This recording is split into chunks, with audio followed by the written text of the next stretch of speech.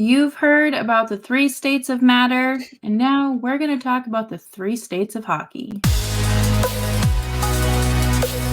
You're Locked On Flames, your daily podcast on the Calgary Flames. Part of the Locked On Podcast Network, your team every day.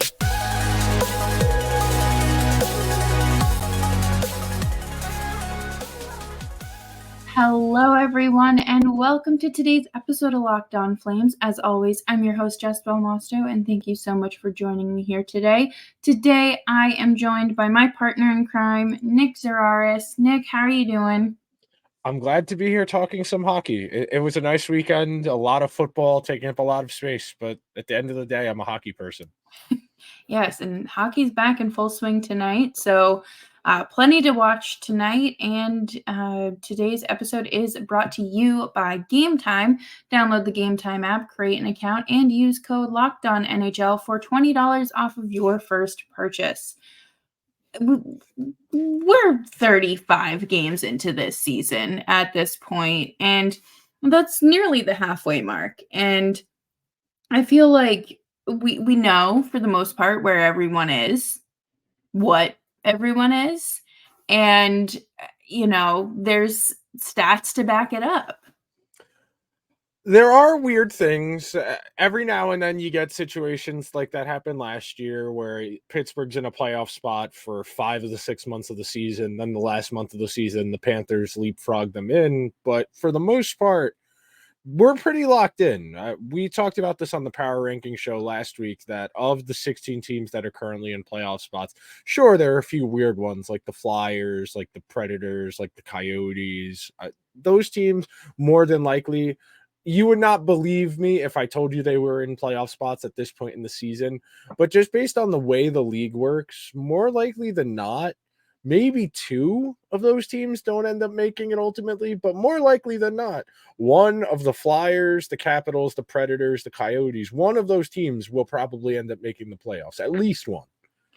I think that's what's so fun about hockey too, is like, yeah, there's, the typical contenders that you have every year, but there's always that opportunity for an underdog. Like last year was Florida, and 2019 it was the Blues, and it's fun. It's fun to see.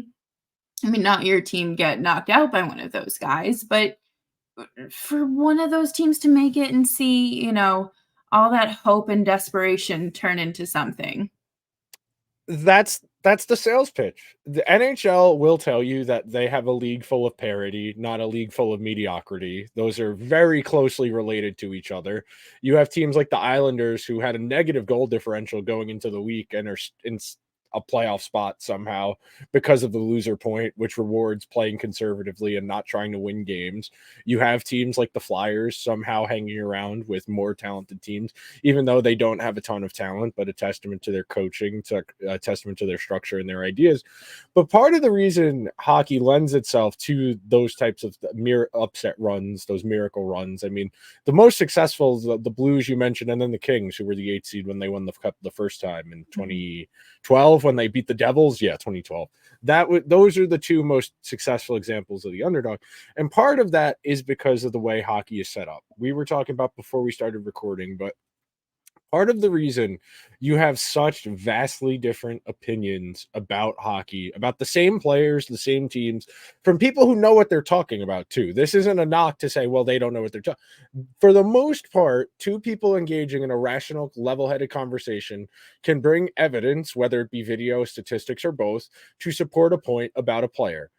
Someone else can bring stuff presenting a completely conflicting point of view about said player, and they can both be partially right. And the game of hockey, the fluidity within the game is what makes it challenging to to talk about in comparison to some of the other sports. We always talk about hockey's free flowing. It's got the least structure of the 4 major sports in North America, and that's part of why the individual coaches don't matter a whole lot unless you have one of the 5 or 6 really good guys. For the most part, you're filling out the lineup card, but you're not instituting a whole lot, because at the end of the day, execution in hockey comes down to decision making. It's not like football where it's okay, play 1, play 2, read 1, read 2, read 3 all in a play where it's left to right or low to high. Though it's pretty easy to understand decision making in football. In hockey, the rules aren't as stead and fast of, okay, I'm getting pressured, the puck needs to go here. Yes, in an ideal world, players are supposed, that's the whole point of having a system, a structure, things to fall back on is if I'm in trouble, I have it built into me. We practice it so much, I know exactly what I need to do when I need to do it. But it has a funny way of not working out that way. Every team, every single fan, every single team has one guy that all of their fan base just collectively goes, "What is he doing?" Because they do not understand how somebody who is coached, who practices regularly, makes the decisions they do, and that's because hockey enables that type of freelancing. Where if you're feeling yourself, you can make a ridiculously silly play. I mean, some of the most yeah, I'm trying to think of a good example. Okay, so this is a shootout. It's not as good of an example, but Merrick Malik, like the 18th guy to go in a shootout, shooting between his legs. In an ideal world, you wouldn't want someone doing that, but he had the irrational confidence to attempt it. You see it all the time. The Flames are familiar with this. Nikita Zadorov, the human heat check. He'd recover the puck in his own zone, get ahead of speed through the neutral zone, carry the puck into the offensive zone, and go all the way to the net. You're not supposed to do that. No. There isn't a pace of play problem in hockey either. Like there No. is, I mean, you hear people instituting, the pitch clock in baseball or complaining about how 5 football minutes is really like a half an hour. With hockey, I feel like, you are getting that just full 20 minutes is actually 20 minutes. I mean, of course, there are going to be stoppages, but they're not anywhere near as frequent as other sports. And like, unless it is a ridiculous night on the ice between icing and all those fun penalties too. No, and we were talking about it before, but it ties into this. We are all guilty at times of looking too much into any one given aspect. Sports are Yes. complicated. Inherently, they are complicated when you have this many moving parts at one time within the confines of a game. Even we have rules, out of bounds, reasons for stoppages, penalties. There are so many things going on any given individual play. I always say nothing happens for one reason alone, especially in hockey. The Mhm. thing that hockey people will tell you when you are trying to ease people into the game is the play is where the puck isn't. And that sounds counterintuitive to the person who's trying to keep up with the game because, as you just alluded to, it's happening very quickly. So you're trying to keep an eye on the puck, you're trying to keep an eye on the play developing. So the more trained eye knows to look kind of ahead, look where there's open space because more likely than not, that's where the play is going to develop. For the purposes of this episode, and we're going to get into some specifics, think about it like this. We have offense, defense in the neutral zone in hockey. Offense, we can talk about as offense, defense, and the neutral zone are kind of your bones. Those are the main parts of your body that takes up the most space in your body. The bones give you a baseline. What connects all of those things? The muscles, the tendons, the ligaments. That's what we're going to be focusing on today, is trying to how it's all interconnected, because we're too guilty. And I am guilty of this too at times, where we only talk about one aspect of the game because it's the simplest thing to do and it's the easiest way to have a conversation. It's not the most riveting conversation to talk about neutral zone structure, but it is an inherent component of the game. Yeah. And we will be right back after this talking about everything Nick just said. But before we do that, we are going to take a quick break here and get your game time or get your tickets to your next game on Game Time. You shouldn't have to worry when you're buying tickets to your next big event. Game Time is the fast and easy way to buy tickets for all the sports, music, comedy, and theater events near you. And this would make a great late Christmas or holiday present for that person in your life. I love that tickets are super easy to find. The map super easy to navigate and find the best deals. You get the lowest price guarantee along with the views from your seat and just the flash deals as well. All-in pricing shows your total up front, so you know what you're getting, and you're getting a great deal without any hidden fees. And you can buy tickets in seconds with 2 taps. Download the Game Time app, create an account, and use code LOCKEDONNHL for $20 off of your first purchase. Terms apply. Again, create an account and redeem code LOCKEDONNHL for $20 off. That's last minute tickets, lowest price guaranteed. Thank you, everyone, for hanging out with us today on Locked On Flames. As always, I'm Jess Belmosto, and I'm joined by Nick Zararis, and we are talking about more of the good stuff about the game that I think is important to talk about, because I'm guilty of not always paying attention to it. Like it doesn't naturally happen sometimes. No, and that's because, and this is something I harp on all the time, it's because they don't talk about it on TV. When you are watching the game in other sports, the color commentator will occasionally point out, oh, they're bringing that safety down towards the line of scrimmage. They're going to have man coverage on the outside, or they've been getting killed on the pick and roll. They need to switch this better. Or this pitcher's been hammering that slider's fastball tunnel and the hitters don't know what to come. In hockey, it's, well, those two guys are brothers and they grew up in Saskatchewan. Like, that's great. That's great. Like, the human interest element is the easiest thing to do. It will keep the most casual audience engaged because those are people who aren't inherently invested in the game itself. They are looking for a reason to either change the channel or stay on what they're watching. You give them some color, you give them some reason to get invested in one of these players, and suddenly it's okay. Oh, that's cute. They're brothers. They're like tonight. The Rangers are playing the Capitals. The Lindgren brothers will be mentioned 4 to 5 times within the first period. Every single time Charlie makes a save and Ryan's on the ice, that stuff is it. It's not. It doesn't have no value, but it's not adding any value. It's not enhancing the viewing experience. So it's not anyone's fault that the average hockey fan isn't paying attention in the neutral zone. They're not monitoring the difference between a clear and a controlled zone exit. And that's a lot of why I like these statistics. These are descriptive statistics. They're not predictive, telling you what's going to happen. These are stats describing what's already happened. We are talking about the smallest components within the game. Passes leading to assists, passes leading to high danger scoring opportunities, zone entries leading to scoring opportunities, these little micro parts of the game. When you add all of these up, you start to get a more complete picture of different players' games. So starting with offense, the way we understand offense in hockey in the present tense is you want to be on offense more than defense. You are okay trading a number of chances for more dangerous chances. And at the worst case, if you just have the puck in the offensive zone, you are not playing defense, which is better than being on defense. Being on defense is where you don't want to be. That's our baseline understanding of what we think we know about hockey right now. That doesn't sound like the most riveting, like crazy psychological intellectual breakthrough, but you would be surprised how many people would rather be like, no, I'd rather my team be really good defensively and have an elite goaltender. Well, again, in an ideal world, you would be in the offensive zone for 60 minutes of the game and your goalie could read a book while he was in his net. In an ideal world, that's what you would be doing. But because this isn't an ideal world, you need to capitalize. When we're talking about capitalizing, that means when we're in the offensive zone, we need to do stuff when we get there. So talking specifically about the Flames.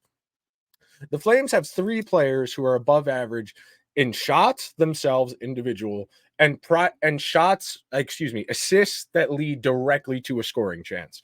Those 3 players are Pospisil, who's been up here a couple months, I should say now, Backlund and Kadri.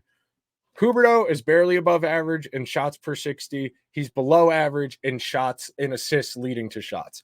Everybody else is below average in the major in those 2 columns. So that tells you when the Flames get to the offensive zone, they're not doing a whole lot with the puck. They're not passing 2 shots. They're not shooting a lot themselves, in all honesty, which kind of goes counterintuitive to what we've said, which is they throw a ton of pucks at the net and they don't particularly care where they come from. Yeah, I mean, I feel like, if you're just watching the first 9 minutes of a game is typically them just playing defense. They have been incredibly limited in when it comes to shooting. I think it was the game against the Wild. They had maybe 1 shot on goal in the first half of the period, and that, to me, that's concerning because that's not the Flames. That is not what we are used to seeing, because, they're the team, they'll shoot. They don't, like you said, they don't care where it goes because they're banking on luck. So, I don't know. I'm shocked that Kadri is up there, but at the same time, I'm kind of not because he has been, I don't know, playing pretty well with Zari and Pospisil.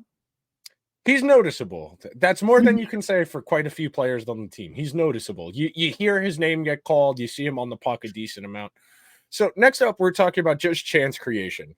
So above average in both elements of chance creation, meaning individual and setting other people up, just Pospisil and Ruzicka. Not great. Above average in just scoring chances individually for themselves, Greer, Coleman, Huberdeau, Sharangovich. And then below average in both Zari, Dube, and Lindholm, which again, when you have guys like Lindholm not shooting, you are going to struggle. When your most talented player does not shoot as much as he should and is not passing 2 shots nearly as much as he should, you are going to have a difficult time scoring when your best player is hesitant to shoot and he's not setting guys up to shoot. How do you break that habit of, I guess, is it like the lack of confidence or is it just It could this be a number of instinct? things. That's the other part of this is there again, like we were just saying, more than one reason for all of this stuff. It might be who he's playing with. It might be his confidence. It might be the system. It might be what they're asking him to do. It could be any number of things. Moving along here, high danger I found relatively interesting because above average and just high danger, not overall chances, the only ones who are above average in both passing to a high danger shot and high danger shots themselves, Greer, Pospisil, and Lindholm. Those are the 3 for high danger. So Greer, waiver claim, Pospisil, early season call up, and Lindholm, your best player. The problem is you are not getting enough volume. It's good that he's passing to dangerous chances and he's taking dangerous chances himself. But the fact that he's got that above average, the quality of chance, but not Mhm. the number of chances overall, tells you that they're not getting to offense enough. It tells you that they are not recovering the puck in the offensive zone. They are not having sustained time in the offensive zone. So when they do get there, he does do stuff with it, but based on the long run, that you need a lot of those types of chances over time to eventually break the tide and score. If you only get, a handful of really good chances, I think you're better off leaning on a fewer, more dangerous chances than a lot of poor chances.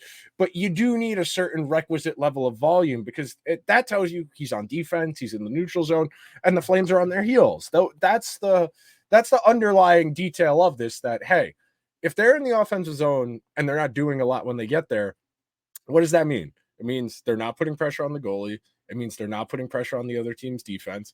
And more likely than not, it means they're defending themselves. And yeah, I mean, that's something you can very easily pay attention to as well. I mean, I know Elias Lindholm, $9 million. They really thought they were going to do that. Hey, man, they lucked out. They did. Do you have any more stats for us before we move on today? Yeah, sure. I can squeeze this one last offense in. One last thing I found interesting was entries leading to a scoring chance, meaning they have the puck in the neutral zone, they carry it into the offensive zone. The only one who is above average at the controlled entry itself and that entry leading to offense is Kadri. Entries just leading to scoring chances, not total zone entries. Greer, Pospisil, Dubé, Huberdeau, and then below average in both Coleman, Lindholm, Zari, Ruzicka, Sharangovich. And you'll notice that not every player qualifies for all of these statistics because the person stat tracking this hasn't done the same number of games for every team.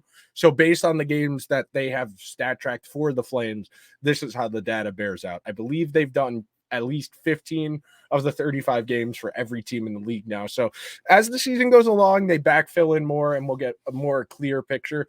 But that's why you'll hear when we're talking about different stats that some players qualify for some don't for others. And that's a good thing to make a note of as we move on here to the defense. And we're going to talk about their statistics right after this. As the weather gets colder, the NFL offers stay hot on FanDuel. Right now, new customers get $150 in bonus bets with any winning $5 money line bet. That's $150 if your team wins. If you've been thinking about joining FanDuel, there is no better time to get in on the action. The app is super easy to use and there is a wide range of betting options, including spreads, player props, over-unders, and more. I love the app because it is super user-friendly and you can cash out instantly, and who doesn't love instant money? So visit fanduel.com/lockedon to kick off the NFL postseason. FanDuel, official partner of the NFL.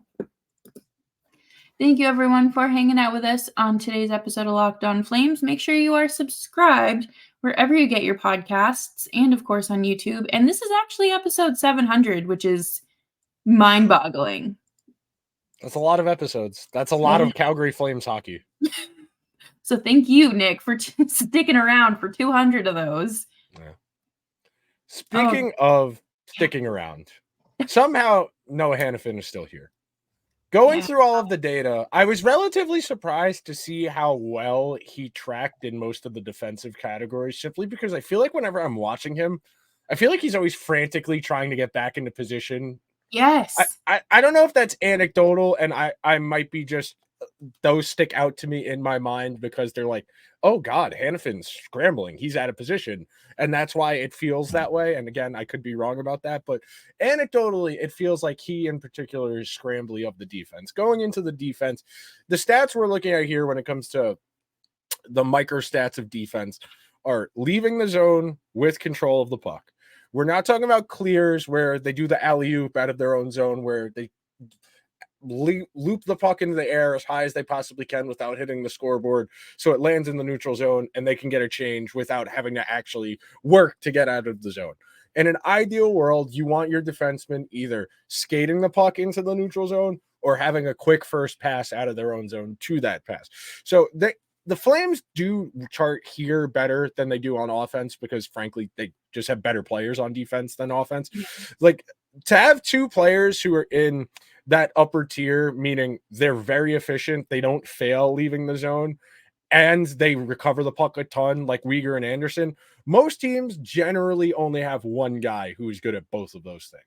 There's a lot of guys who are good at getting back to the puck, but they fail at breaking out of the zone. They turn the puck over, etc. There's a lot of guys who fall into that trip. But to have two guys good at that, that's thing.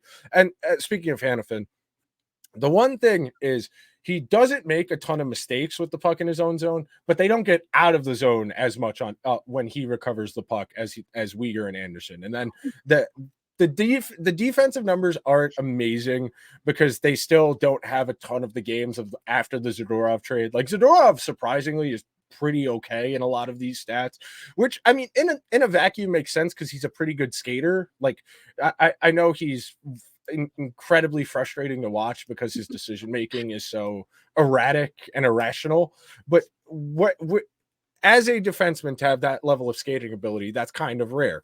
So zone exits, clears versus possession, Tanev, Hanifin, Weegar, all above average at exiting the zone with possession, which means they skated out themselves or they passed the puck out of the zone without turning the puck over. Anderson is above average at clears. He's slightly below average at exiting with possession. It's not inherently a bad thing to have a lot of clears. That does mean you aren't actively defending. That does mean you're able to get to the puck and alleviate some pressure. But in an ideal world, you want to have more zone exits than you want to have clears. Good defensemen have both. Don't get me wrong. Like, I was looking earlier, like Rasmus Dahlin has the highest ratio of both, where he's in the top right corner of the chart because he gets the puck a ton and he's good at passing it out, but he also can clear it out of there if he needs to. So it's not a one is good, one is bad. In an ideal world, you want a little of both because not every situation is the same. That's the other component here. And then the last thing I wanted to touch on is neutral zone. Defenses don't target Rasmus Anderson and Noah Hanifin in the neutral zone. They're more likely to go at the partner on the other side or to dump it past them to try and get it. They will skate at Chris Tanev and he will stop them from getting by him. And then the other three defensemen didn't chart. And the last thing, the only defenseman that all three zones classifies as aggressive in the neutral zone, as far as pinching up, going to make a play, is Mackenzie Weegar, which I in a vacuum again. Mackenzie Weegar is their best defenseman because he is actively preventing offense from happening against them. And I know a lot of people, when we talk about defense, where's the physicality, where's the positioning, where's the size? Those all do have some level of value. You look at it, pretty strong correlation between success, especially in the postseason, versus bigger defensemen. Those are the guys who don't get hurt over the course of a long playoff run because they're stronger, they're bigger, all the cliches. Those are typically the types of guys who do well there. When we're talking about this from an academic perspective, I guess you would say, your ideal defenseman in an academic setting it's Cale Makar, it's Adam Fox. Those guys aren't particularly big, they aren't particularly strong, and in Fox's face, you're not even particularly fast. You just have really good positioning, and you know where the puck needs to go. So, as far as the Flames, again, reiterating, they're very average in a lot of these categories. They are not heinously bad. They're not elite at anything. They have a couple guys who are above average in both elements of that specific statistic. They have a couple guys who are good at one, a couple guys who are good at the other, and they have two or three guys who are bad at all of them. They are the epitome of the Goldilocks. They are the epitome of the Goldilocks conundrum. But it's mid instead of good in the middle. Yeah, no, that's I feel like that's the perfect analogy because that's Calgary Flames hockey. So who is, I guess, like your player to watch on offense and defense, say now through the All-Star break? Based on this data, Pospisil intrigues me because this is somebody who doesn't have a long track record, but the fact he's above average in a couple of the transition stats, those are useful. You're always going to need guys who can carry the puck through the zone, who can go and recover it. And then as far as defense, Weegar's their best defensive defenseman. There just aren't a lot of guys with his toolbox. I don't know about one to watch as far as like improvement or what he could be. It's a treat to watch. He's really good at playing defense, and there aren't a lot of good NHL. There aren't a lot of defensemen in the NHL who are good at actively playing defense. There are plenty of good defensemen.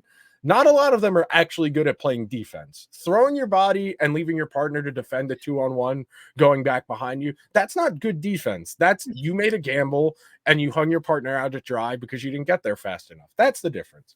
Weegar is a treat to watch. One of my favorite players in the entire league. And the Flames are very lucky to have him. So thank you, everyone, for hanging out with us today on Locked On Flames. Make sure you're subscribed to the show wherever you get your podcasts and, of course, on YouTube as well. You can follow us on X at Jess Belmosto and at Nick Zararis. And, Nick, do you have any parting words for our friends here? There's 14 NHL games tonight. Go watch a few.